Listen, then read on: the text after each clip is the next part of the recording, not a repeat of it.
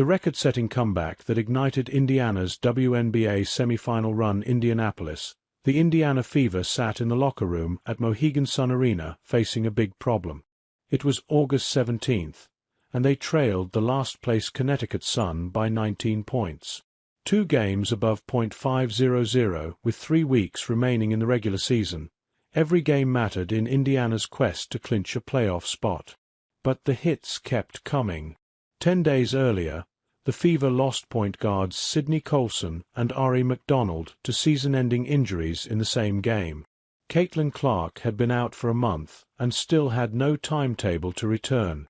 And that very afternoon, in the second quarter, guard Sophie Cunningham suffered what looked to be a serious knee injury. Fever coach Stephanie White presented a simple challenge to her players in the locker room. "When things get tough," she said, "people usually respond one of 2 ways: fight or flight. The Fever? They're fighters," she told them. "They fight for one another every play, every day." That's exactly what Indiana did in the second half, erasing a 21-point deficit to prevail 99-93 in overtime. The largest comeback in franchise history. The game would prove to be a turning point for Indiana's season. "No matter the circumstance, we showed up, and we found it," White said this week about the Connecticut game, and I think at that moment, you could really understand how special this group was.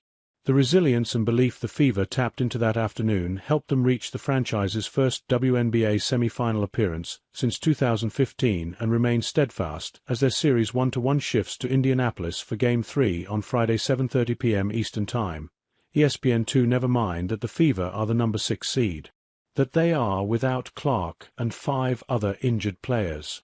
That they had to survive 2 elimination games versus the number 3 seed in the first round.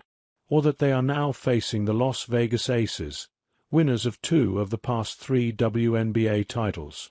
"They've got something inside them you just can't teach," White said after the Sun game.